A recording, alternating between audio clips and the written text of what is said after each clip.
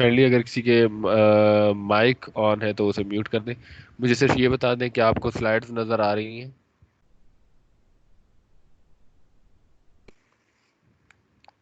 Slide number 3 आप लोगों को नज़र आ रही है?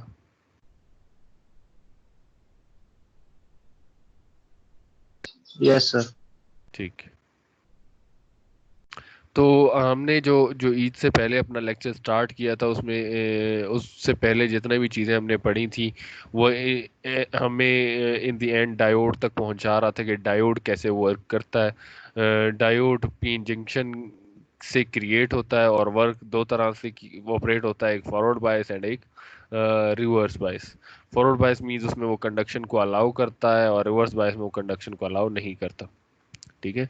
और पी टाइप मटेरियल्स कैसे बनते हैं, एन टाइप मटेरियल कैसे बनते हैं? एन टाइप मींस आपको पेंटावेलेंट इम्प्योरिटीज ऐड करनी पड़ती हैं, पी टाइप मींस आपको ट्राइवेलेंट इम्प्योरिटीज ऐड करनी पड़ती हैं। किस में ऐड करनी होती हैं? सेमीकंडक्टर्स में ऐड करनी होती हैं, जो कि सिलिकॉन हो या फिर जर्मीनियम हो। ठीक है। और फिर सेमीकंडक्टर्स या एटम्स की प्रॉपर्टीज वगैरह भी आपने देखी कि क्यों सेमीकंडक्टर एक ऐसा मटेरियल है जो कि इंसुलेटर और कंडक्टर दोनों के बिटवीन आता।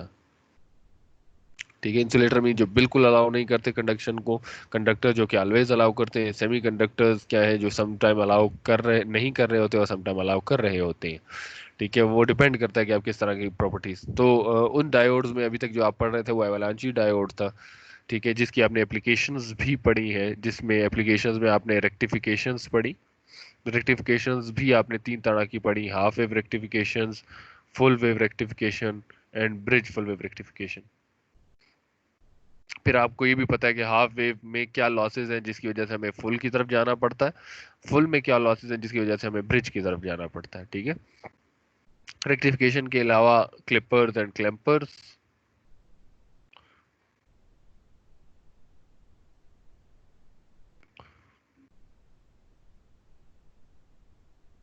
क्लिपर्स आप क्या जो है कि आप स्क्रीन पर लिख रहे हैं वो नजर नहीं आ रहे। ओके लेट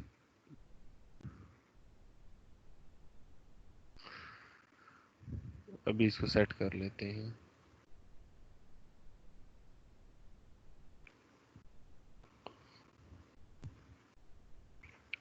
अब होपफुली आप लोगों को नजर आ रहा होगा। जी अभी नजर आ रहा है? यस सर अभी आ। ठीक है।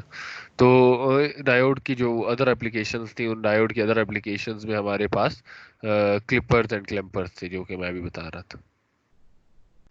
क्लिपर्स क्या है कि आपके पास वेव फॉर्म को किसी एक पॉइंट से क्लिप कर दिया जाए, उसके एक पोर्शन को वहां से एक्सक्लूड कर दिया जाए, हम हमें सिर्फ और सिर्फ एक स्ट्रेट लाइन नजर आ रही हो, और वो किस लेवल पर हो, वो डिफरेंट लेवल्स पर हो सकती है। वो 0.7 वोल्ट से लेकर प्लस वी बायस तक भी हो सकती है, अगर आपने कोई और बायसिंग वोल्टेज भी प्रोवाइड की हुई है।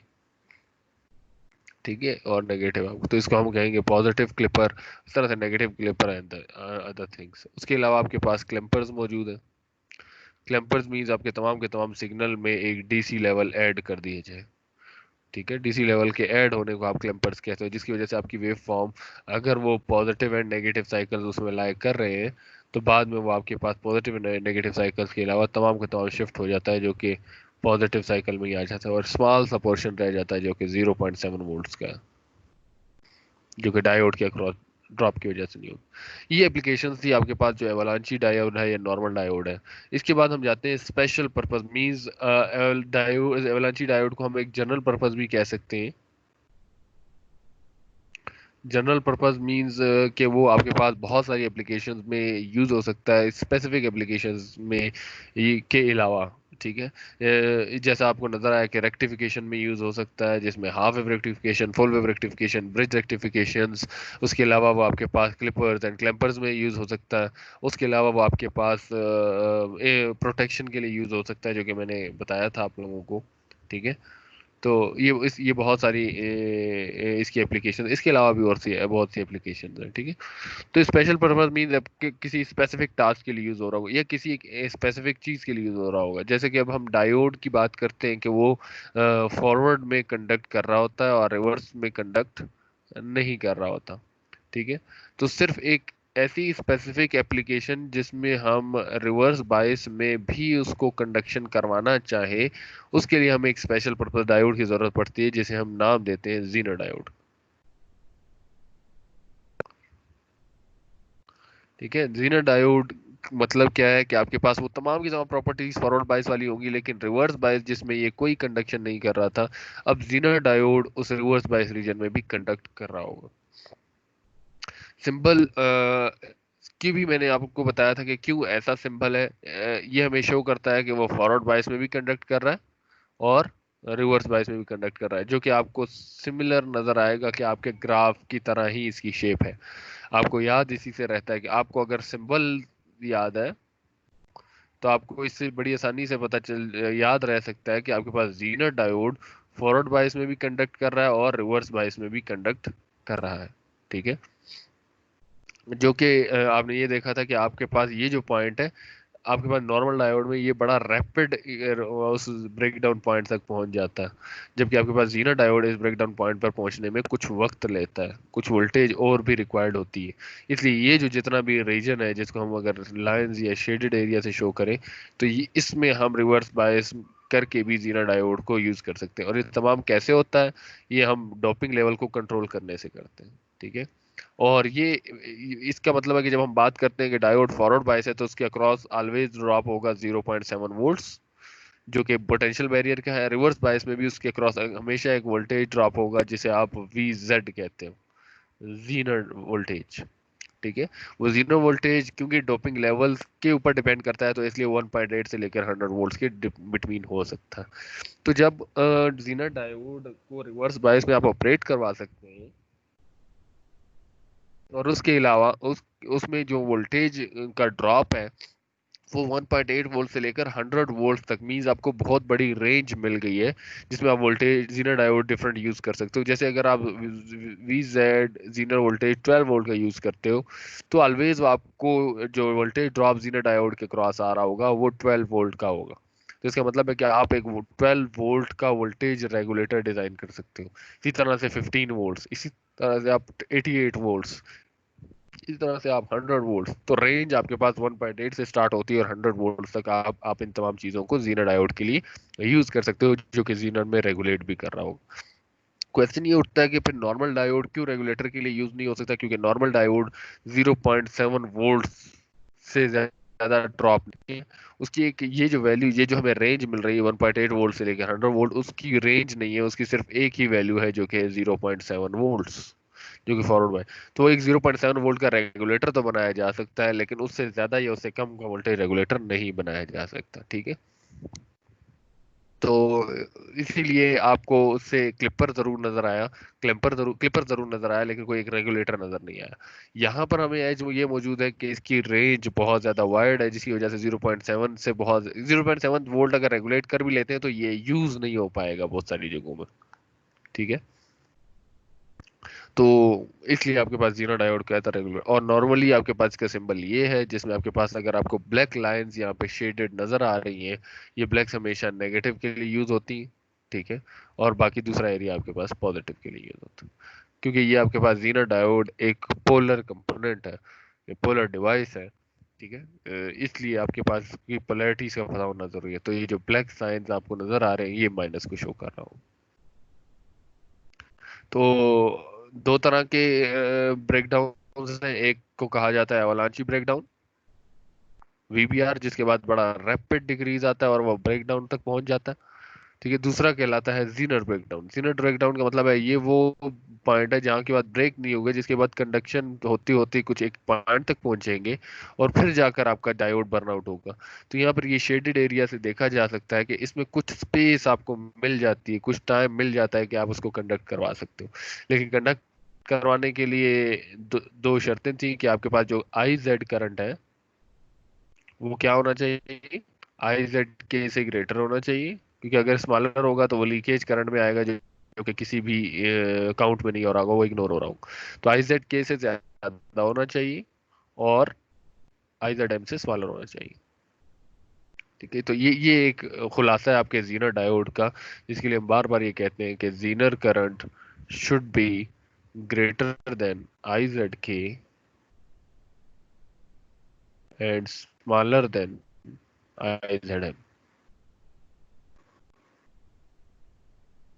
ठीक है। आगे जाकर आपने ये भी चीजें देखी कि ऐसा वी इन वोल्टेज प्रोवाइड करना है, मींस ये वाली कंडीशन सेटिस्फाई करने के लिए वी इन की भी एक रेंज का होना जरूरी है। ठीक है, जिसको आपने वी इन मिनिमम से लेकर वी इन मैक्सिमम का है, जो कि आगे एग्जांपल में आएगा।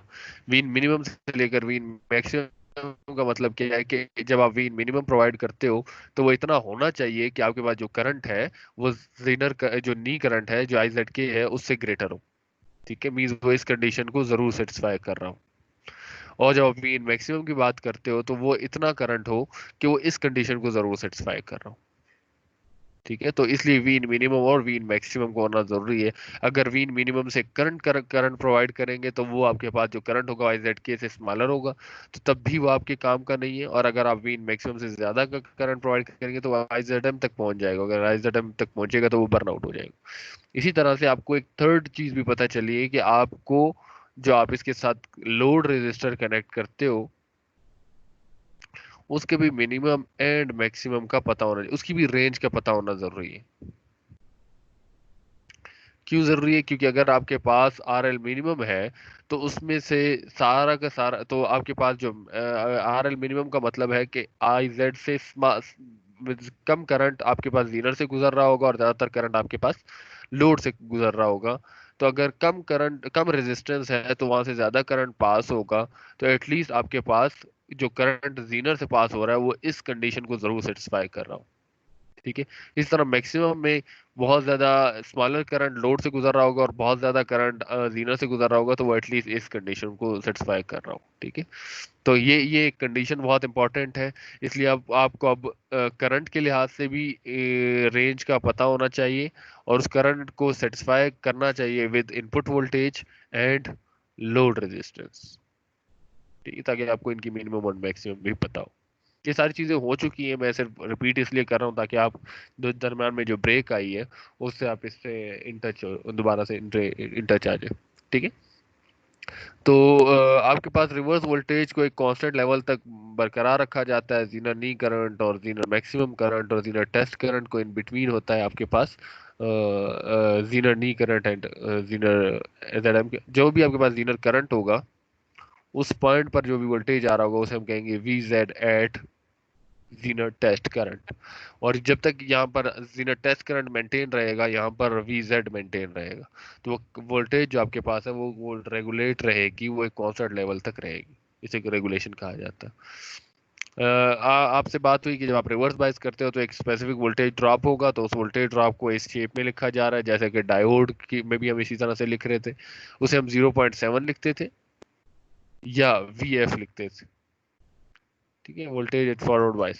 यहाँ पर ये वी जेड लिखा जाएगा जीनर में वी जेड, क्यों? क्योंकि आपके पास वी जेड की रेंज बहुत ज्यादा ग्रेटर है जो कि 1.8 से लेकर 100 वोल्ट तक है।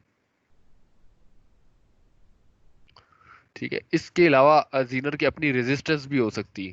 तो जब जीनर की अपनी रेजिस्टेंस होगी तो आपको नजर आ रहा है आइडियली हम इसे सिर्फ एक सोर्स के साथ वीजेड के साथ शो कर सकते हैं, लेकिन प्रैक्टिकली ऐसा नहीं है। प्रैक्टिकली हमें जीनर की इम्पीडेंस या उसकी रेजिस्टेंस को भी शो करना होगा कि वो कितनी होती है। तो फिर ये वोल्टेज सोर्स और ये रेजिस्टेंस ये दोनों मिलकर वीजेड बना रहे होंगे।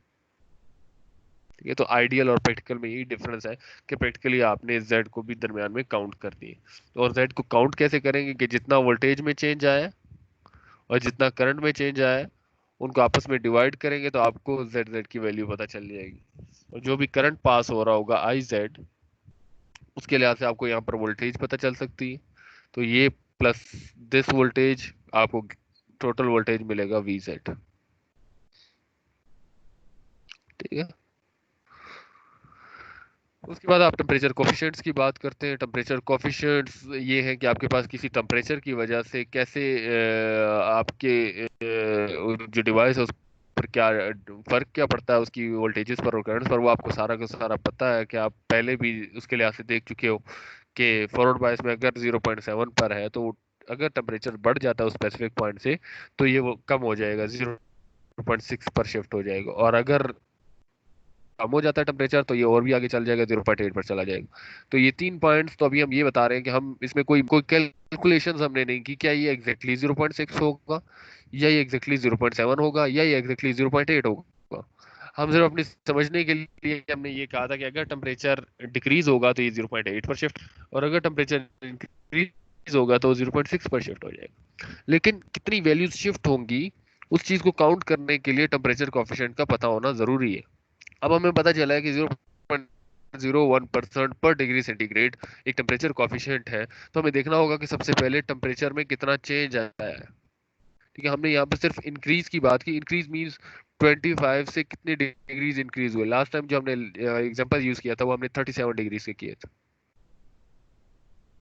तो 37 डिग्रीज मींस जो टेम्परेचर में चेंज आया है वो कैसे कैलकुलेट किया जा सकता है, 37 माइनस 25, तो ये आपके पास बाकी बच जाएगा 12। तो 12 आपके पास चेंज इन टेम्परेचर आ गई। ठीक है, 12 चेंज इन टेम्परेचर की वैल्यू आ गई। टेम्परेचर कोएफिशिएंट की वैल्यू आपको गिवन है जो कि 0.01 है। ठीक है, और वीजेड की वैल्यू आपको गिवन होगी, लेट सपोज वो आपको 12 वोल्ट वीजेड गिवन।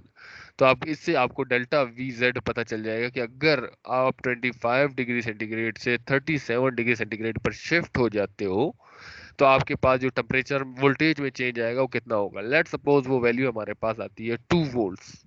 तो क्योंकि टेम्परेचर इंक्रीज हो गया है तो वोल्टेज को कम हो जाना चाहिए, तो आपके पास जो भी वी जेड है उसमें से आप माइनस कर दोगे डेल्टा वी जेड को। हम अपने इस एग्जांपल में कंटिन्यू करते हैं कि हमारे पास वी जेड की वैल्यू 12 थी और डेल्टा वी जेड का आंसर हमारे पास 2 आता है। तो अब हमारे पास जो ये पॉइंट आएगा उसकी वैल्यू 0.6 नहीं हुआ। अब हमारा अगर ये पॉइंट जीनर के लिहाज से लिखते हैं तो ये पॉइंट 12 होगा। अब ये 12 नहीं तो यहाँ पे अब हमारे पास वैल्यू क्या आ रही होगी, 10 आ रही। मैं इसको रिवर्स बायस में बना देता हूँ ताकि हमारे पास और भी आसान हो जाए। ये पॉइंट 12 है, तो अब 37 डिग्री सेंटीग्रेड पर क्या होगा कि अब 12 की बजाय 10 पर ये पॉइंट अचीव हो रहा होगा। ठीक, तो इसी तरह से अगर 37 नहीं 25 की बजाय हम शिफ्ट हो जाते हैं 13 डिग्री सेंटीग्रेड पर। ठीक है, तो अब भी डिफरेंस जब आप निकालेंगे 25 माइनस 13, तो ये आपके पास 12 डिग्री सेंटीग्रेड ही बचेगा। ठीक है, तो इसका मतलब है डेल्टा टी आपके पास दोबारा से वही चीज आई है। टेम्परेचर कोएफिशिएंट 0.01 है और वीजेड से मल्टीप्लाई किया। अब क्योंकि टेम्परेचर डिक्रीज हो गया है तो अब माइनस नहीं अब प्लस हो रहा होगा, तो अब ये 10 नहीं अब आपके पास 14 होगा। तो आपके पास जो थर्ड पॉइंट होगा वो 12 नहीं वो 14 पर अचीव हो रहा होगा। तो मींस आपको इससे पता चला कि एग्जैक्टली कितनी वैल्यू पर आप शिफ्ट हो सकते हो। ठीक है, तो दूसरा टेम्परेचर कोएफिशिएंट्स मिली वोल्ट्स में भी शो किया जा सकता है। अगर आपको मिली वोल्ट्स में शो किया है तो फिर आप ये डायरेक्टली ये फार्मूला यूज करते हो। अगर परसेंटेज में यूज किया है तो फिर आप ये फार्मूला यूज करते हो। ठीक है, सिर्फ डिफरेंस ये है कि परसेंटेज के लिए किसी वैल्यू से परसेंटेज निकालने की जरूरत है, इसलिए वो वैल्यू को यहाँ पे लिखा गया। जब परसेंटेज नहीं गिवन तो फिर उस वैल्यू को भी नहीं लिखा गया। टेम्परेचर कोएफिशिएंट्स आपको 1 मिली वोल्ट गिवन है। ठीक है, और यहाँ पर आपके पास टेम्परेचर कोएफिशिएंट गिवन है और डेल्टा टी आपके पास 12 है। तो 12 मल्टीप्लाई बाय 1 मिली वोल्ट या 10 मिली वोल्ट, ये जो भी वैल्यू आ रही है उसको मल्टीप्लाई करेंगे डेल्टा वी जेड आ जाएगा।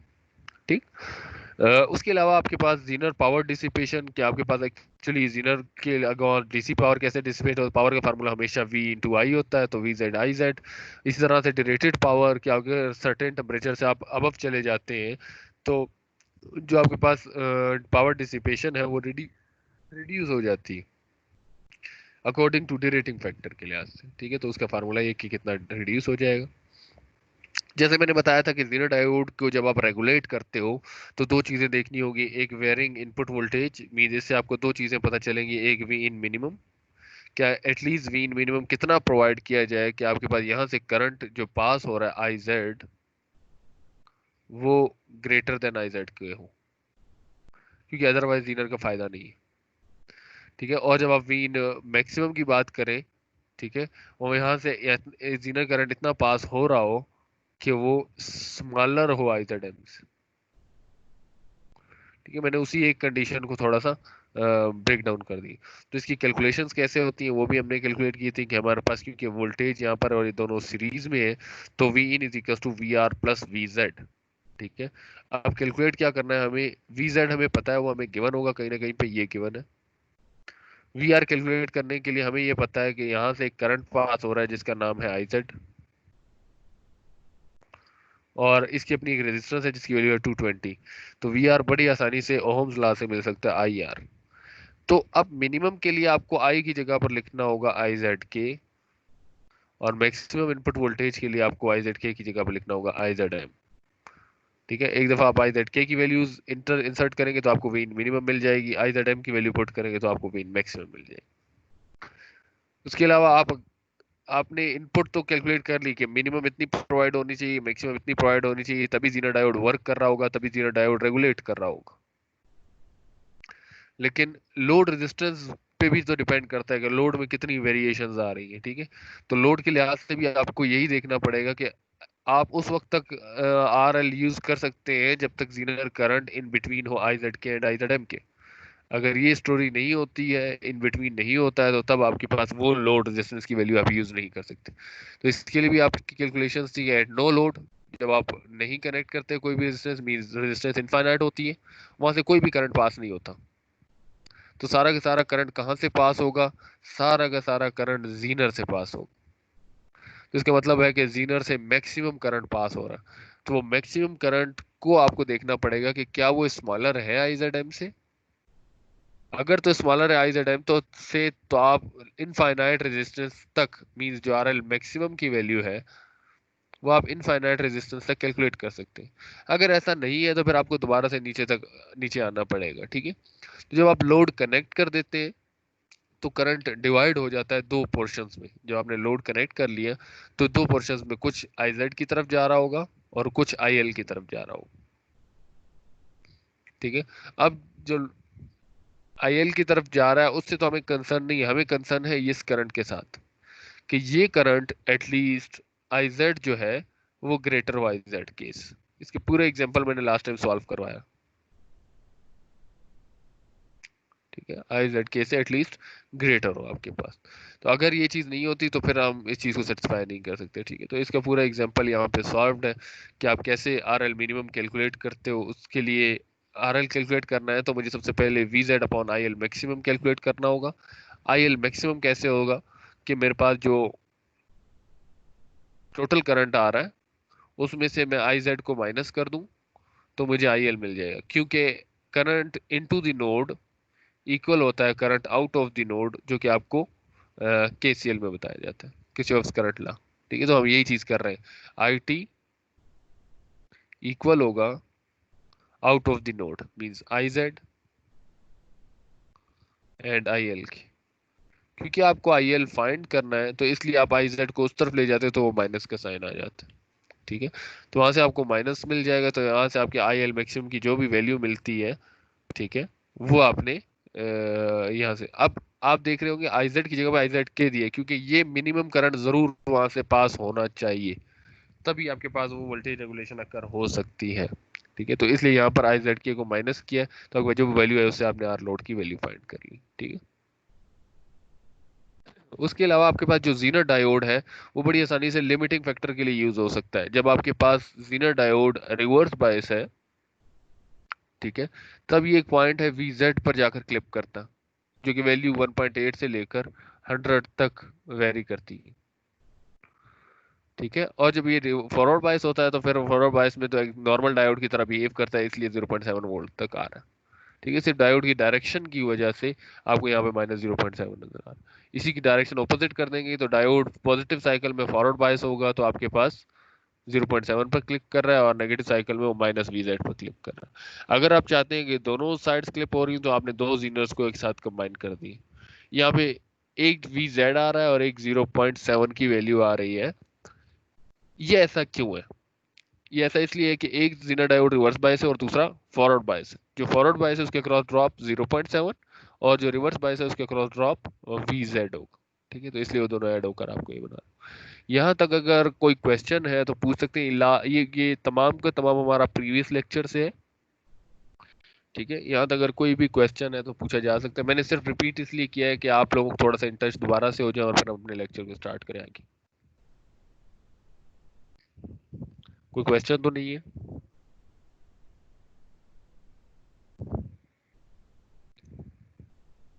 जी, कोई क्वेश्चन नहीं है।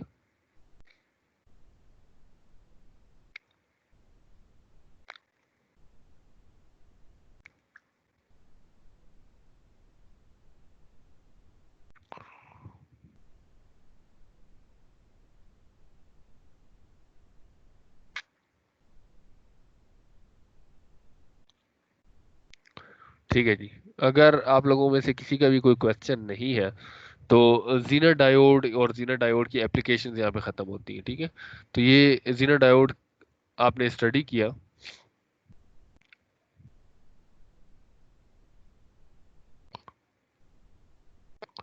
आपने स्टडी किया जीनर डायोड को।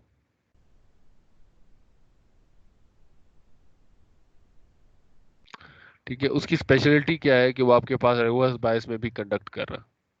ठीक, उसके बाद अदर स्पेशलिटीज क्या है कि उसकी एप्लीकेशंस क्या है।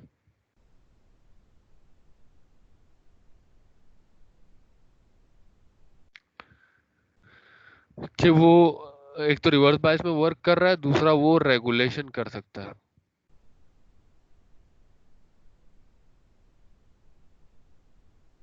ठीक है, तो रेगुलेशंस की जा सकती है। रेगुलेशन मीन वोल्टेज को रेगुलेट कर सकता है। ठीक है, एक स्पेसिफिक रेंज में, किस रेंज में, 1.8 वोल्ट से लेकर आपके पास 100 वोल्ट तक वो वोल्टेज रेगुलेशन कर सकते हैं। ठीक है, उस वोल्टेज रेगुलेशन के लिए जरूरी है कि आप तीन चीजों का जरूर ख्याल रखें। जो जो जीनर डायोड का खुलासा है वो ये है कि आपके पास जो जीनर करंट है, ये बार बार इसलिए बताता हूँ कि जहन में रहे ताकि फिर आपको बाद में आसानी होती। Zener diode should be greater than I Z के और smaller than I Z M. और इस चीज को मेंटेन कैसे रखा जाएगा? वी इन मिनिमम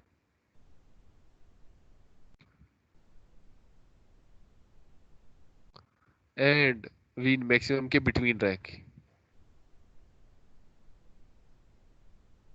ठीक है, वीन मिनिमम मींस इतना मिनिमम वोल्टेज प्रोवाइड किया जाए कि at least I Z greater Y Z के से। वीन मैक्सिमम मींस एटलीस्ट इतना वोल्टेज प्रोवाइड किया जाए तो I Z smaller Y Z M से। मींस इस कंडीशन को सेटिस्फाई कर रहा हूँ। इसी लिहाज से इसी कंडीशन को सेटिस्फाई करने के लिए आपको आर लोड को भी मिनिमम और मैक्सिमम के बिटवीन रखना पड़ेगा।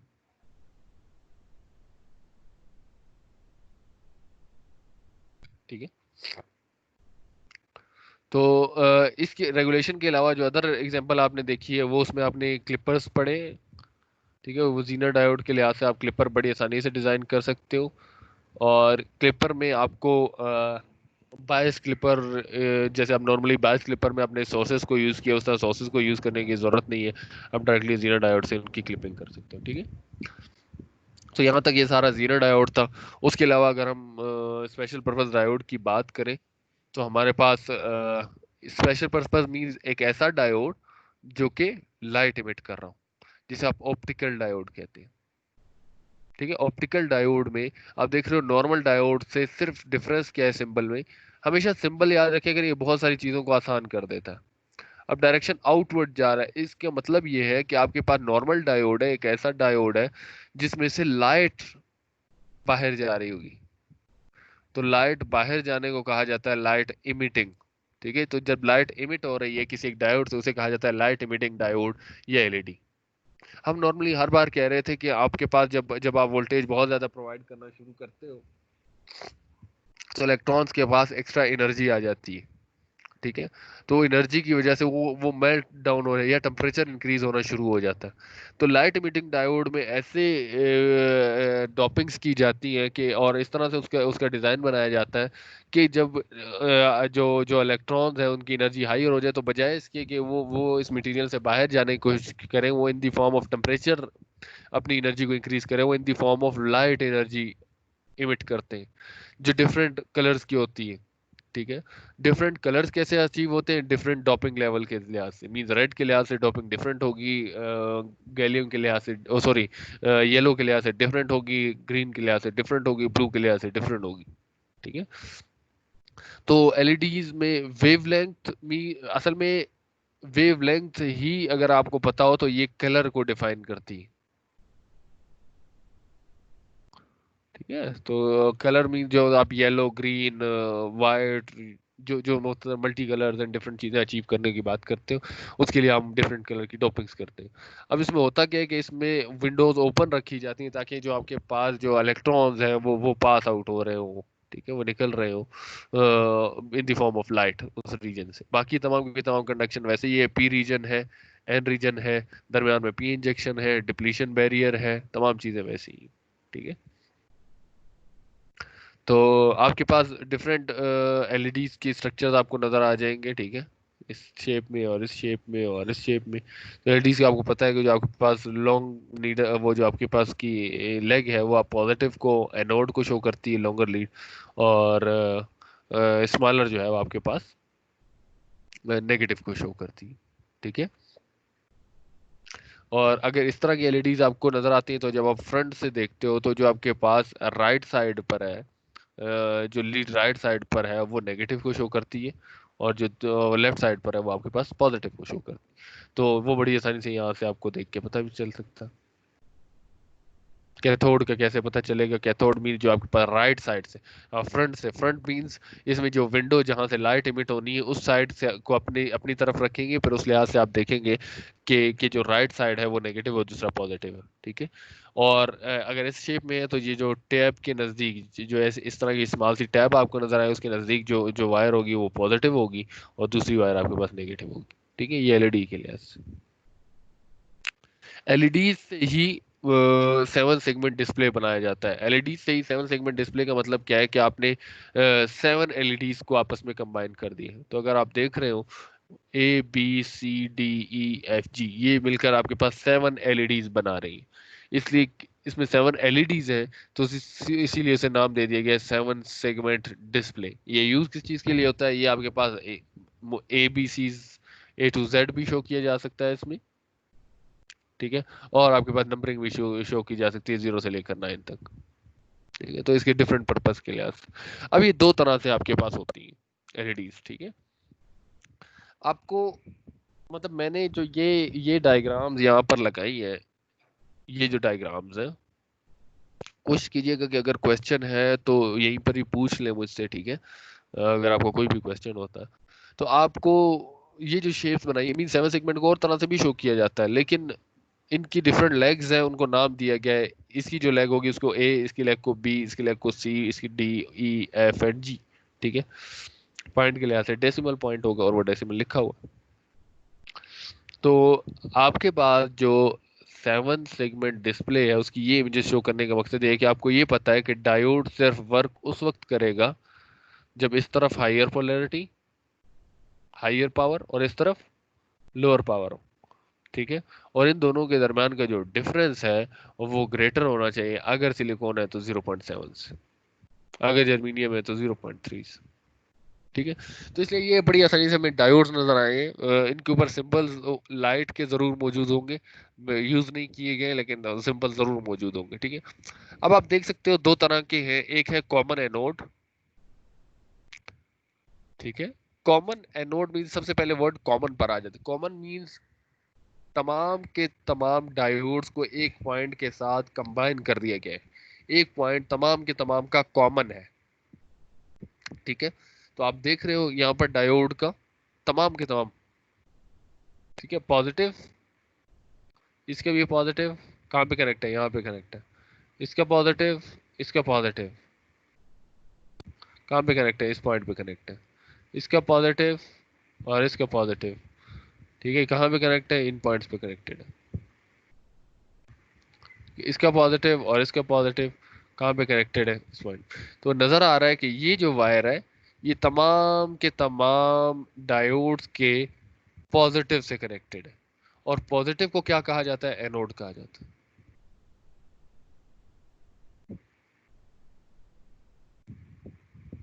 ये तो पॉजिटिव को एनोड कहा जाता है। अब इसका मतलब क्या हो गया कि अगर आप यहाँ पर इस एनोड पर पॉजिटिव प्रोवाइड करोगे तो तमाम के तमाम डायोड्स पर पॉजिटिव मिल जाएगा। ठीक है। अब आपने करना क्या है? अगर आप ये चाहते हो कि आप यहाँ पर इस 7 सेगमेंट डिस्प्ले में वन वन डिस्प्ले करवाना चाहते हो, वन के लिए आपको करना क्या होगा? आप ई एंड एफ को ओपन करना होगा। ठीक है। तो इसका मतलब है कि मैं ई को क्या प्रोवाइड कर देता हूँ? नेगेटिव। तो यहां से अगर आप देखें तो यहां से होते हुए इस डायोड को पॉजिटिव मिल रहा है, और यहां से उसे नेगेटिव मिल रहा है। तो पॉजिटिव पर हायर पोटेंशियल और नेगेटिव पर लोअर पोटेंशियल। तो अगर भाई ये डायोड फॉरवर्ड बायस होगा तो फॉरवर्ड बायस होने की वजह से लाइट इमिट कर रहा हो, तो मतलब ये आपको ऑन हुआ नजर आ रहा होगा। अगर मैं इसको थोड़ा सा इस तरह शेडेड कर दूं, सॉरी मैंने ई की बजाय एफ को कर दी। ठीक है।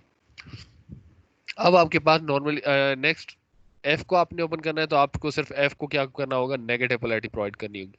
यहाँ इस पॉजिटिव से होते हुए आपके पास इस डायोड को पॉजिटिव यहाँ से मिल रहा है और नेगेटिव यहाँ से मिल रहा है, तो आपके पास पी पॉजिटिव से है, नेगेटिव से कनेक्टेड है, तो आपके पास ये एलईडी ऑन हो जाएगी। तो इसका मतलब है ई एंड एफ आपके पास ऑन होंगे, तो आपको डिस्प्ले होते हुए नजर आएगा कि वन डिस्प्ले हो रहा है। ठीक है, तो इसके बाद मैं नेक्स्ट सिर्फ आप लोगों से क्वेश्चन ये पूछना चाहूंगा कि अगर आप कॉमन एनोड यूज कर रहे हैं तो आपको जिस भी एलईडी को ऑन करना होगा आपको सिर्फ नेगेटिव पोलैरिटी के साथ उसको टच करना होगा। ठीक है, तो अगर आपने लिखना हो 3, तो आप कौन कौन सी एलईडीज को ऑन करेंगे? सर मैं बताऊं? जी जी बताएं। जी बताएं। Sir A B G C D. A B G and C D mean उन तमाम के तमाम को आपने नेगेटिव पोलैरिटी प्रोवाइड करनी है अगर आपने कॉमन एनोड यूज किए।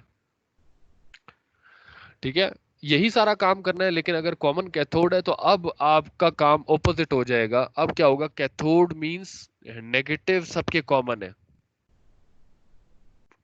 मींस यहां पर जब आप नेगेटिव प्रोवाइड करते हो तो सबको नेगेटिव मिल जाता।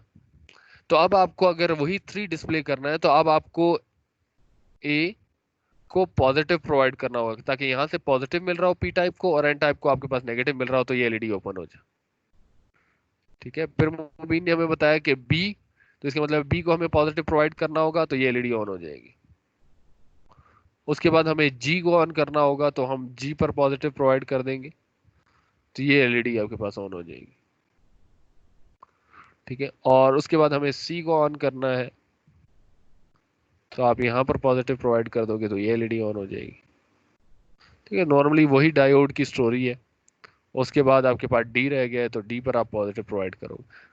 तो 7 सेगमेंट में असल में आप ये वाली कॉम्बिनेशन को मेंटेन करते हो कि अगर मुझे 1 डिस्प्ले कराना है तो मुझे ई एंड एफ को ओपन करना है, अगर मुझे 2 डिस्प्ले करना है तो मुझे A B G E and D को ओपन करना है, अगर मुझे 3 डिस्प्ले करना है तो मुझे A B G C D को ओपन करना है, अगर मुझे 4 डिस्प्ले करना है तो F G B and C को ओपन करना है।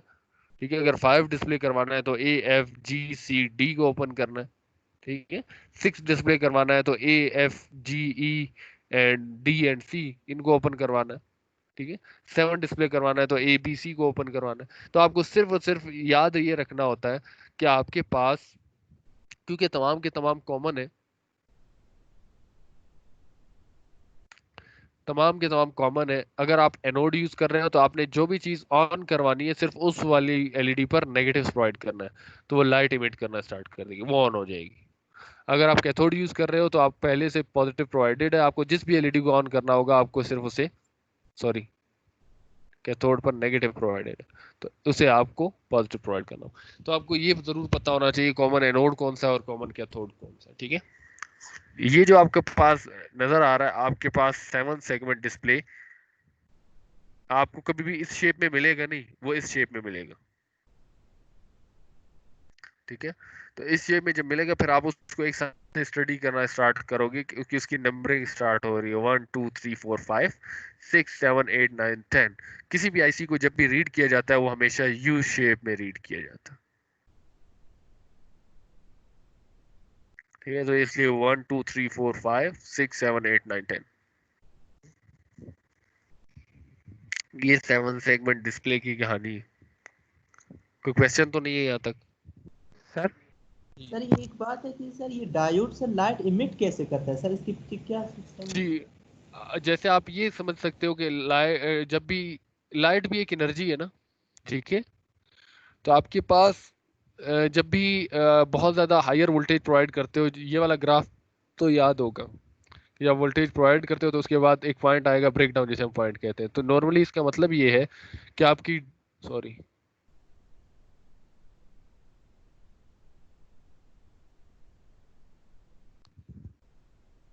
पता नहीं क्या हो गया इसे। 1 मिनट होल्ड कीजिएगा, मैं इसको सेट करूँ।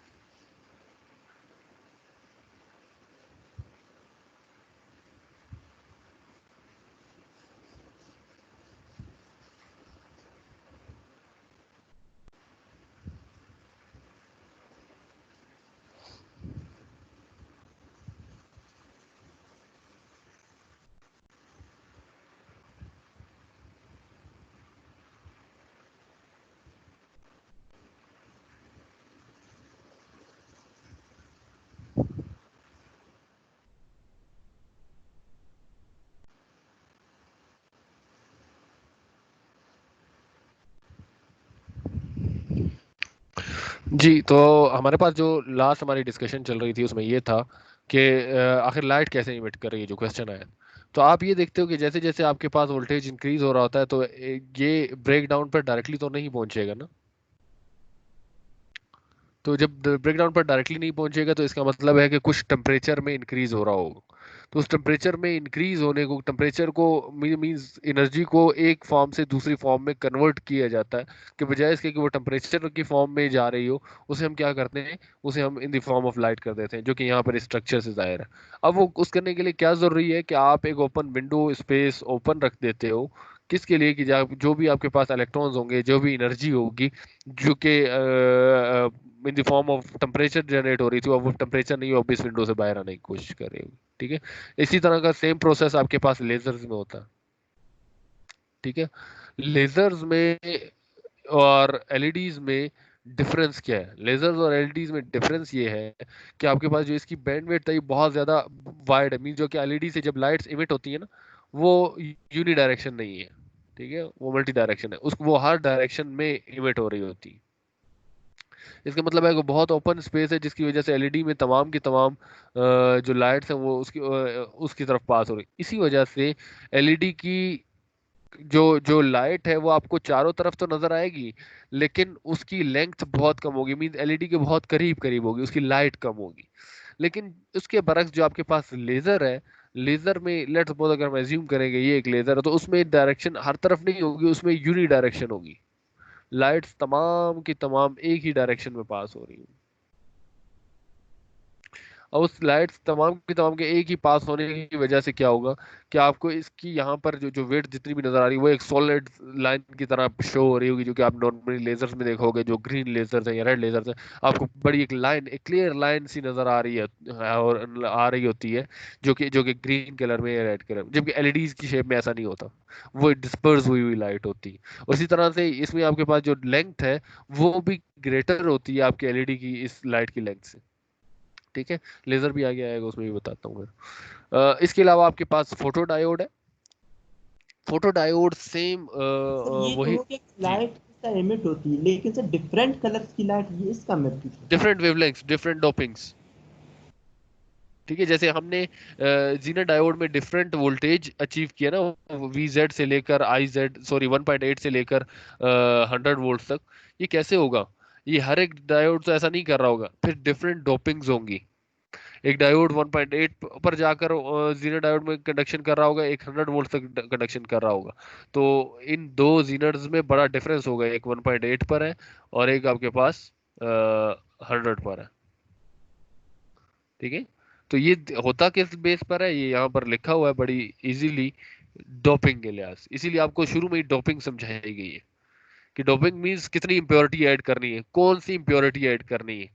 अब देख रहे हो वहां पर इंप्योरिटीज डिफरेंट थी, जो हम वहां पे इम्प्योरिटीज ऐड कर रहे थे वो डिफरेंट थी, यहाँ पर इम्प्योरिटीज डिफरेंट है। ठीक है। वहां पर हम इम्प्योरिटीज ट्राइवेलेंट, पेंटावेलेंट और उनकी एक्सेस जितनी ज्यादा ज्यादा वो थी लेवल से उनको हम ऐड करते जा रहे थे। ठीक है। तो सर कुछ अब आपके पास, जी बोले बोले। ऐसा मैं कह रहा था, जो एलईडी जो होती है फॉर एग्जाम्पल सर, वो कलर उस पर लिखा होता है, रेड है या ब्लू है, सर वो जी एक जी फिक्स जी। डोपिंग होती है उसकी? क्या होती है वो? Fix doping sir, fix doping उन लोगों ने जी की जी जी होती जी है वो जी फिर? जी जी, फिक्स डोपिंग की होती है। जैसे कि आपको अगर यहाँ पे नजर आ रहा हो, तो यहाँ पे रेड के लिए उन्होंने डोपिंग की हुई है गैलियम आर्सेनाइड फॉस्फाइड की। ठीक है। तो यस सर। वेवलेंथ ही असल में, डिफरेंट वेवलेंथ से डिफरेंट कलर नजर आते हैं। तो अगर वेवलेंथ की जब आप बात करते हैं, वेवलेंथ ही असल में कलर को शो करता है।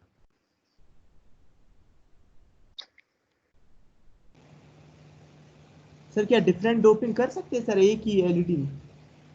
जी, की जा सकती है, उनको लेयर डोपिंग्स कहा जाता है। Yes. ठीक है, डिफरेंट डोपिंग्स की जा सकती है। वो भी आएगा, फिर मैं बताऊंगा आपको उस पर वगैरह।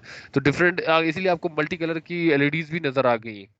अगर आपने देखा हो तो एलईडीज मल्टी कलर की भी आती हैं, जो कि दो तीन कलर के की कलर्स को डिस्प्ले कर रही हो, तो यस उसमें sir. Layer by layer doping की गई होती है, 3 डिफरेंट कलर की डोपिंग्स। ओके। ठीक है। सेवन सेगमेंट डिस्प्ले के अलावा जो आपके पास ऑप्टिकल डायोड में ही, इन सबको ऑप्टिकल डायोड की कैटेगरी में इसलिए रखा गया है कि ये आपके पास तमाम के तमाम लाइट पर डिपेंडेंट है। ऑप्टिकल मींस लाइट, ठीक है। तो सबसे पहला एलईडी है जो कि लाइट इमिट कर रहा है, ऐसा सेवन सेगमेंट डिस्प्ले ये भी आपके पास लाइट इमिट कर रहा है। फोटो डायोड, फोटो डायोड और एलईडी में डिफरेंस है, अगर आपको नजर आया हो, अब डायरेक्शन भी ऑपोजिट हो गई है सिंबल में। तो डिफरेंस क्या है? डिफरेंस ये है कि आपके पास करंट तो पास होगा, forward bias and reverse bias जो जो भी काम हो रहा होगा, लेकिन इस डायोड को वर्क करने के लिए हमेशा एक certain amount of energy required होगी जो in the form of light मिलेगी इसे। तो यही वही वाली बातें हैं जो मैं आपको पहले बताता होता था कि आपके अगर किसी इलेक्ट्रॉन को एनर्जी मिलनी है तो वो आप वोल्टेज की फॉर्म में दे रहे हो, प्लस अगर आप लाइट की फॉर्म में दे रहे हो तो आपको आप वोल्टेज उतना ज्यादा नहीं चाहिए, कम चाहिए, या टेम्परेचर की फॉर्म में दे रहे हो तो उतना ज्यादा नहीं चाहिए, कम चाहिए। तो इसका मतलब है रिवर्स बायस में वर्क तो कर रहा होगा, लेकिन उस वक्त तक वर्क नहीं करेगा जब तक इसके ऊपर कोई लाइट इमिट नहीं हो रही होगी। ठीक है, जब इसके ऊपर लाइट पड़ेगी तो लाइट पड़ने से क्या होगा कि इसके आपके पास जो पोटेंशियल बैरियर है वो ब्रेक हो रहा होगा, और पोटेंशियल बैरियर ब्रेक होने की वजह से आपके पास तमाम की कंडक्शन हो रही है। क्लियर? तो ये सेम जीना डायोड की तरह का डायोड है, लेकिन डिफरेंस सिर्फ ये है, जीना डायोड में आप ये कहते थे कि जब तक वी जेड वोल्टेज तक प्रोवाइड नहीं कर रहे, या आई जेड के एंड आई जेड आपके पास इन दोनों के बिटवीन नहीं है, आई जेड के एंड आई जेड एम के। यहाँ पर डिफरेंस ये है कि अब आई जेड के एंड आई जेड एम की बात नहीं है, अब यहाँ पर बात ये है कि आपके पास आप जितना भी इनपुट वोल्टेज प्रोवाइड कर लें, उसके साथ साथ आपको एक लाइट की भी जरूरत होगी, जीनर में और इसमें यही डिफरेंस। ठीक है, वो भी रिवर्स बायस में काम करता है, ये भी रिवर्स बायस में काम करता है, लेकिन आपको जब वर्क कराना होगा तो वर्क कराने के लिए इसको लाइट की जरूरत जरूर होगी, इसलिए इसे फोटो डायोड कहा गया। ठीक है, लेजर डायोड अभी मैंने मैंने आपको यही बात की थी। अब अगर मैं आपको बात बताऊं ना कि स्ट्रक्चर असल में एलईडी का भी ऐसा ही है। ठीक है, P P region, N region, P injection, ठीक है, डिप्लीशन रीजन, ठीक है, एनोड एंड कैथोड, सेम यही चीज है। सिंबल भी अगर आप देखें तो आपको समहाउ सेम नजर आ रहा है, लेकिन आपके पास ये जो पीएन जंक्शन है ना, ये असल में वो प्लेस है जहां से लाइट्स इमिट की जाती। तो जो आपके पास एलईडी होती है उसमें यहाँ पर एक चीज लिखी हुई है, ये चीज। ठीक है, तो आपके पास जो जो ये एरिया है एलईडी में, नॉर्मली ये एरिया रिफ्लेक्टेड नहीं होता, इस वजह से उसके यहाँ से भी लाइट पास हो रही होती है, इस डायरेक्शन से भी लाइट निकल रही इमिट हो रही होती है। ठीक है, इस साइड से भी लाइट इमिट हो रही होती है, और दूसरा जो आपके पास एंड है उससे भी लाइट इमिट हो रही थी ये एलईडी इसमें, इसलिए उसके वो मोनो क्रोमेटिक नहीं है, वो कोहेरेंट नहीं है, वो आपके पास यूनी डायरेक्शनल नहीं है, वो मल्टी डायरेक्शनल है। ठीक है, ये सारी चीजें, अब उससे हमें ये पता चलता है कि लाइट चारों तरफ तो फैल रही है, लेकिन लाइट की जो जो जो जो कैपेसिटी है या जो उसकी डेंसिटी है वो बहुत कम है, ठीक है, या उसकी कोहेरेंसी बहुत डिफरेंट हो सकती है। तो अब लेजर में क्या हो जाता है, लेजर में आपके पास ये है कि आपके पास ये जो तीन एंड्स है, मींस अगर मैं पीएन जंक्शन को बनाऊं तो उसमें ये होता ये है कि एलईडी में तो चारों साइड से ओपन है, लाइट जा रही है। अब यहाँ पर होता क्या है कि जो लाइट यहाँ से जाने की कोशिश करती है ये हाईली रिफ्लेक्टेड एंड है, इसका मतलब है लाइट रिफ्लेक्ट होगी और इस डायरेक्शन में चली जाएगी। जो इस डायरेक्शन में जाने की कोशिश करेगी वो भी रिफ्लेक्ट होगी और इस डायरेक्शन में चली जाएगी। जो इधर हिट हो रही होगी वो भी यहाँ से नहीं जा सकेगी, वो भी रिफ्लेक्ट होगी इस तरफ से। जो यहाँ जा रही होगी वो भी यहाँ नहीं जा सकेगी, वो रिफ्लेक्ट होकर यहाँ पर जा रही होगी। तो तमाम आपको नजर ये आ रहा है कि यूनी डायरेक्शनल में, एक ही डायरेक्शन में तमाम की तमाम लाइट इमिट हो रही है, वो बाकी किसी तरफ नहीं जा रही। तो इस वजह से वो आपके पास आपको नजर आ, अच्छा उनकी फिर वेवलेंथ भी सेम है, और वो कोहेरेंट लाइट है, वो है कि आपको सिंगल वेवलेंथ की नजर आती है जिसकी वजह रेड है या ग्रीन है या ब्लू है। ठीक है, सिंगल कलर है, और इसके अलावा वो यूनिट डायरेक्शन में होती है। इसके अलावा उसकी लेंथ जो जो लाइट की एलईडी की फॉर्म में वो बहुत स्मॉल होती है, जबकि लेजर की फॉर्म में वो बहुत ज्यादा ग्रेटर होगी। लेकिन क्योंकि सारे के सारी जो लाइट है वो एक ही डायरेक्शन में जा रही होती है, तो इसलिए आपको आप बड़ी क्लियर लाइन नजर आती है जो कि बहुत दूर तक जा रही होती है एक लेजर की भी। और लेजर वर्ड कहाँ से निकला है? इसको कैपिटल में होना चाहिए, तो एल मींस लाइट, ए मींस एम्पलीफिकेशन। एम्पलीफिकेशन का पता है कि लाइट को इनहांस कर देना। ठीक है, S means by stimulated, E means emission of radiation, radiation means light, light को सिमुलेटेड इमिट किया जाए, मींस वो बाकी किसी डायरेक्शन में ना जा रहे हो, एक ही डायरेक्शन में जा रहे हो, तो एक ही डायरेक्शन में जाने की वजह से क्या होगा, लाइट एम्पलीफिकेशन होगी।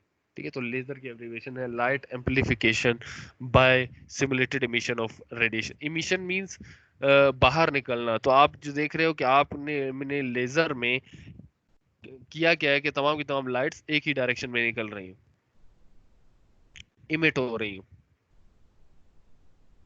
तो इस प्रोसेस से हुआ क्या है, इस इमिट होने के प्रोसेस से कि आपके पास लाइट एम्पलीफाई हो गई है, जो कि जिसकी वजह से आपको लाइट बहुत दूर तक जाती हुई भी नजर आती है और एक यूनिक कलर की नजर आती है। ठीक है, अब दूसरे टाइप ऑफ डायोड्स यूज हो गए। अब देख रहे होंगे कि आप नॉर्मल डायोड के लिहाज से कुछ कुछ चीजें चेंज होती हुई नजर आ रही होंगी। अब आपके पास एन रीजन अपनी जगह पर है, लेकिन आपने यहाँ पर यूज क्या कर दिया, मेटल यूज कर दी।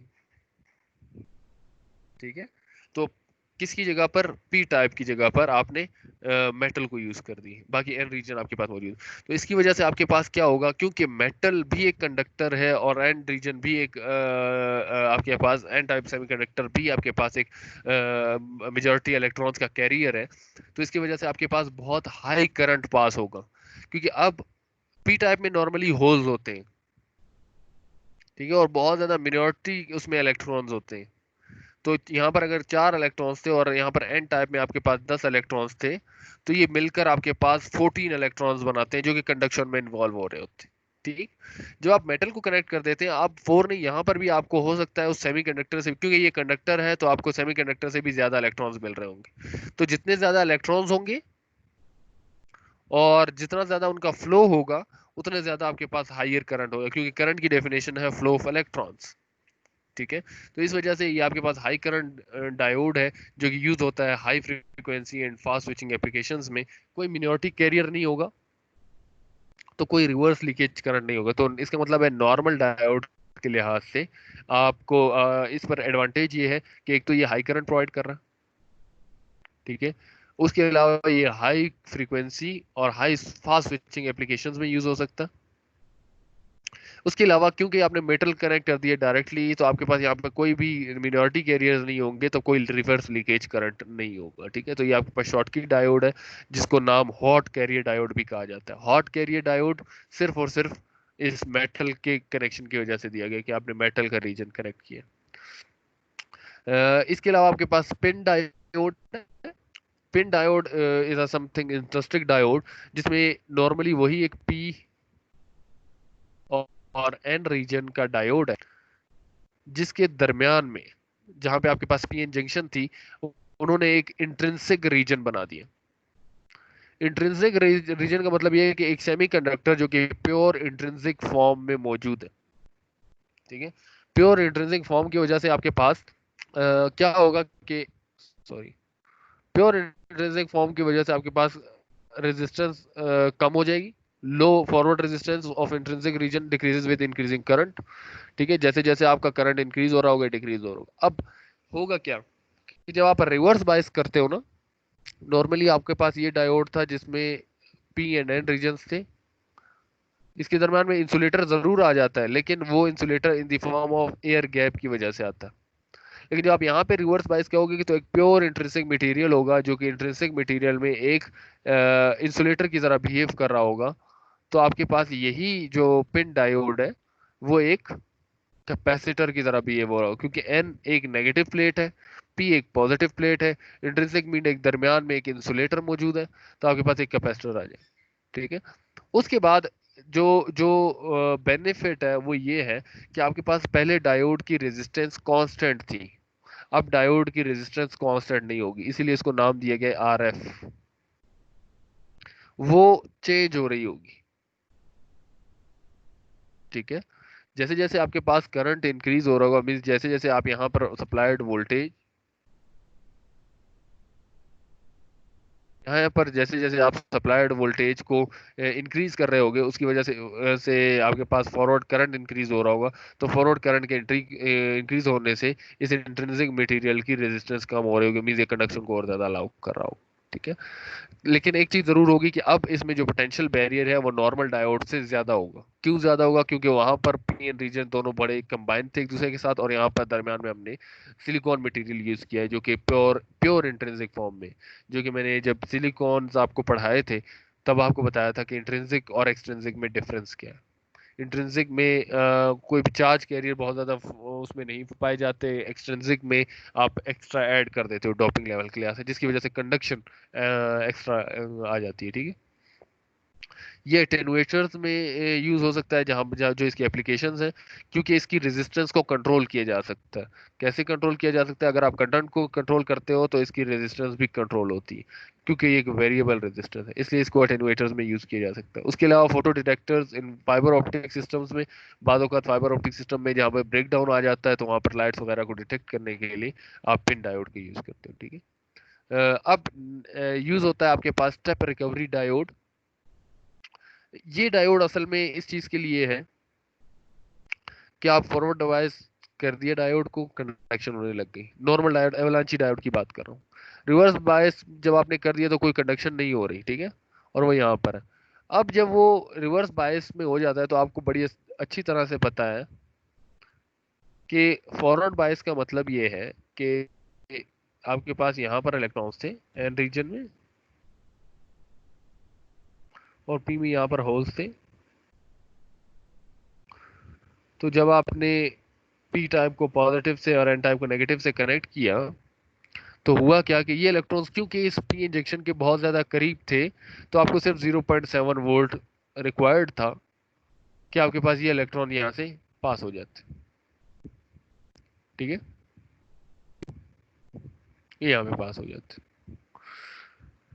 अब इसके बरअक्स, ये तो फॉरवर्ड बायस की वही नॉर्मल बात कर रहा हूँ जो कि मैंने पहले भी की है, तो यहाँ पे कर देता हूँ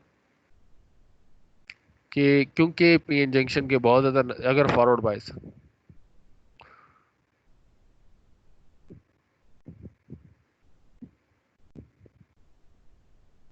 आपने इसको पी से पॉजिटिव से कनेक्ट किया और एन को नेगेटिव से, तो होगा क्या कि आपको 0.7 वोल्ट रिक्वायर्ड होगा ताकि ये इलेक्ट्रॉन यहाँ से यहाँ पर पास होती। तो आपने डायोड को फॉरवर्ड बायस किए।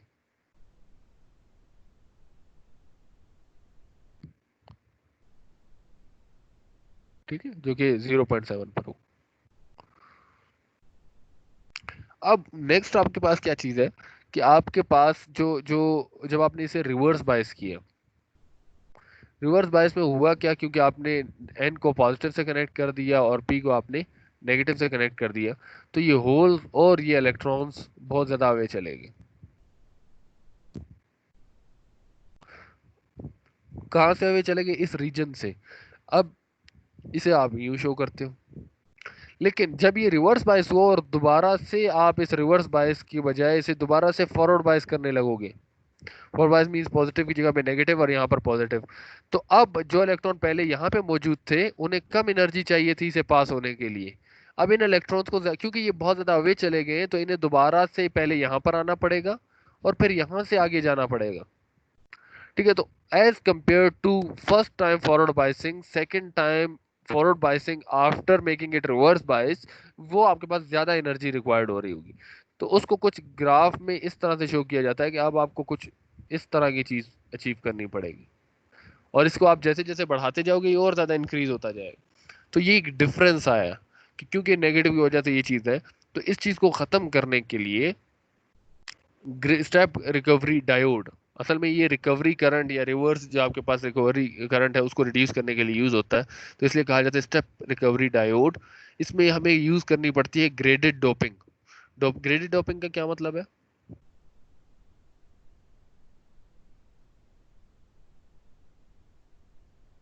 ग्रेडेड डोपिंग का मतलब ये है कि आपके पास ये पी एन जंक्शन मौजूद है, ये एन रीजन है, ये पी रीजन, लेकिन यहाँ पर डोपिंग डिफरेंट है, यहाँ पर डोपिंग उससे ज्यादा डिफरेंट है, फिर डिफरेंट है डोपिंग है, फिर डिफरेंट डोपिंग है, फिर डिफरेंट डोपिंग।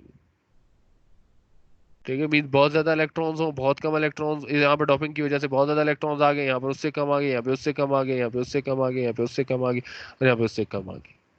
ठीक है, इसी तरह से आपके पास हो, इसे कहा जाता है ग्रेडेड डोपिंग। ठीक है, इससे उसे बहुत हद तक रिड्यूस किया जा सकता है कि आपके पास क्योंकि ग्रेडेड डोपिंग्स है, अब आपके तमाम के तमाम इलेक्ट्रॉन्स को एक जितनी एनर्जी नहीं चाहिए।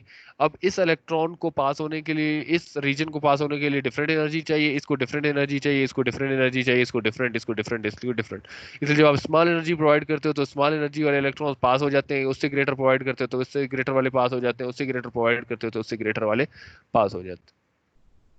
ठीक है, तो इस वजह से आपके पास ये स्टेप रिकवरी डायोड यूज होता है, ये उसका आपके पास सिंबल मौजूद है।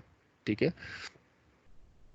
सेमीकंडक्टर इज रिड्यूस्ड, क्या है, where the graded doping, where the doping level of the semiconductor material is reduced as the p-n junction is approached। ठीक है, जो मैंने अभी यही बात की थी कि आपके पास यहाँ पर ज्यादा डोपिंग की जाएगी, यहाँ पर उससे कम, फिर यहाँ पे उससे कम, फिर उससे कम, और फिर उससे कम। ठीक है, तो ये इस तरह की ग्रेड डोपिंग की जाएगी।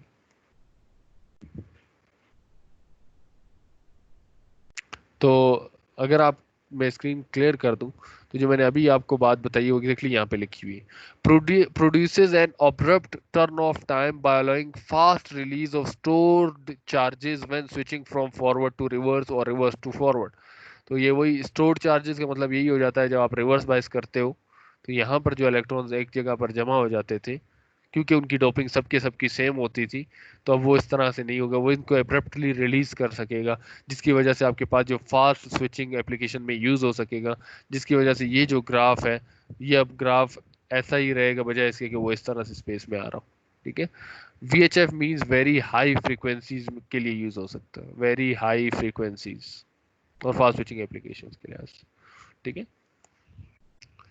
फिर उसके बाद आपके पास अदर डायोड है जिसको आप कहते हो टनल डायोड, जिसके दो दो तरह के सिंबल यूज किए जा सकते हैं, ये सिंबल भी और ये सिंबल भी। ठीक है, आपके पास जब बहुत ज्यादा हैविली डॉप्ट कर देते हो तो उसकी वजह से जो आपके पास डिप्लीशन रीजन है वो बहुत ज्यादा नैरो हो जाता है। डिप्लीशन रीजन बहुत ज्यादा नैरो होने का मतलब ये है कि अब आपको पोटेंशियल बैरियर 0.7 वोल्ट नहीं चाहिए, अब आपको 0.7 वोल्ट से कम चाहिए, वो 0.2 वोल्ट होगा या 0.1 वोल्ट होगा या जितना भी होगा। ठीक है, क्योंकि डिप्लीशन रीजन बहुत ज्यादा नैरो हो गया। जब डिप्लीशन रीजन नैरो क्यों है, क्योंकि वो बहुत ज्यादा हैवीली डॉप्ट हो चुके हैं, बहुत ज्यादा इलेक्ट्रॉन्स हैं, इलेक्ट्रॉन्स की अपनी एनर्जी भी मौजूद है जो कि वाइब्रेशनल एनर्जी की फॉर्म में मौजूद है। ठीक है, तो स्मॉल सी एनर्जी भी उनको आगे की तरफ पास कर सकती है। ठीक है, तो आपके पास क्योंकि अब बहुत ज्यादा वो डिप्लीशन रीजन नहीं है, डिप्लीशन रीजन किसी तरह से मौजूद नहीं है, तो ये एक समहाउ एक कंडक्टिव वायर की तरह से बिहेव कर रहा होगा, तो इसलिए आपके पास इसके ब्रेकडाउन इफेक्ट को भी बहुत हद तक रिड्यूस किया जा सकता है। ठीक है, एट वेरी फॉरवर्ड, तो मैंने जो अभी ये बात लिखी थी 0.2 वोल्ट्स एंड 0.1 वोल्ट्स वो यहाँ पे लिखी हुई है। At very low forward bias voltage depletion region permits electrons to tunnel through PN junction. क्यों रिड्यूस हो चुके हैं forward, low forward bias voltage क्यों है डिप्लीशन रीजन के लिए, क्योंकि आपने हैविली डॉप्ट किया है, जिसकी वजह से डिप्लीशन रीजन नैरो हो गया। जब डिप्लीशन रीजन नैरो हो गया तो पोटेंशियल बैरियर भी कम होगा, तो इसलिए आपको लो फॉरवर्ड बायस वोल्टेज चाहिए। ठीक है, उसके अलावा ये ऑसिलेटर्स में यूज हो सकता है, माइक्रोवेव एम्पलीफिकेशन में। ऑसिलेटर्स मींस इस तरह की वेव फॉर्म्स अचीव करने के लिए, इसका मतलब यही है कि आप कभी पॉजिटिव में स्विच कर रहे हो, कभी नेगेटिव में कर रहे हो, तो पॉजिटिव और नेगेटिव में स्विचिंग बड़ी फास्ट हो जाएगी। ठीक है, उसके बाद आपके पास लास्ट डायोड है जो कि जिसको आप कहते हो करंट रेगुलेटर डायोड। आपने जीनर डायोड पढ़ा,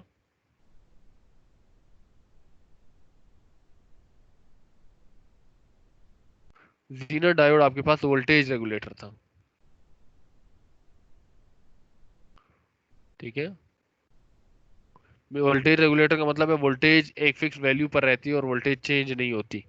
जबकि आपके पास ये जो डायोड है, ये जो सिंबल आपको नजर आ रहा है एनोड एंड कैथोड का, एनोड मींस पॉजिटिव और कैथोड मींस नेगेटिव, या एनोड मींस पी टाइप और नेगेटिव मींस एन टाइप। ये आपके पास कांस्टेंट करंट डायोड है, करंट रेगुलेटर डायोड है। इसका मतलब है कि ये आपको एक कांस्टेंट करंट प्रोवाइड कर सकता है, जो कि किस रीजन में है, इस रीजन से लेकर इस रीजन तक। ठीक है, आप देख रहे हो आपका voltage anode to cathode increase कर रहा है, लेकिन करंट 3 मिली एम्पेयर से ज्यादा इंक्रीज नहीं कर रहा, वो एक फिक्स पॉइंट में। तो इस रीजन से लेकर इस रीजन में अगर आप उसे ऑपरेट करवाते हो, जो कि 100 वोल्ट से 10 वोल्ट से लेकर 100 वोल्ट तक है, तो ये कंप्लीट रीजन में आपके पास एक कांस्टेंट करंट आपको मिल रहा होगा। ठीक है, तो आपके पास अगर और ज्यादा हायर करंट्स आपको चाहिए तो वो पैरेलल में कनेक्ट होगा। पैरेलल में क्यों कनेक्ट होगा? क्योंकि कुछ करंट इसकी तरफ से आ रहा होगा और कुछ करंट दूसरे की तरफ से आ रहा होगा, एक नोड पर ये दोनों कंबाइन हो रहे होंगे और कंबाइन होने के बाद आपको ये देंगे। तो केसीएल क्या बताता है? Current into the node equal होता है current out of the node. तो इसका मतलब है ये करंट प्लस हो रहा होगा इस करंट में और आपका करंट इंक्रीज हो रहा होगा। तो आप जब हायर करंट अचीव करना चाहते हैं तो आप दो क्वेश्चन करंट डायोड्स को आपस में पैरेलल में कनेक्ट कर रहे हो। ठीक है, तो यहीं तक हमारा आज का लेक्चर था। अगर किसी का कोई भी क्वेश्चन है तो वो पूछ सकते सर जी। 7 सेगमेंट डिस्प्ले जो हमने देखी है उनमें ब्लैक कलर आता है सर, वो कैसे? ब्लैक कलर आता है मीन में समझा नहीं।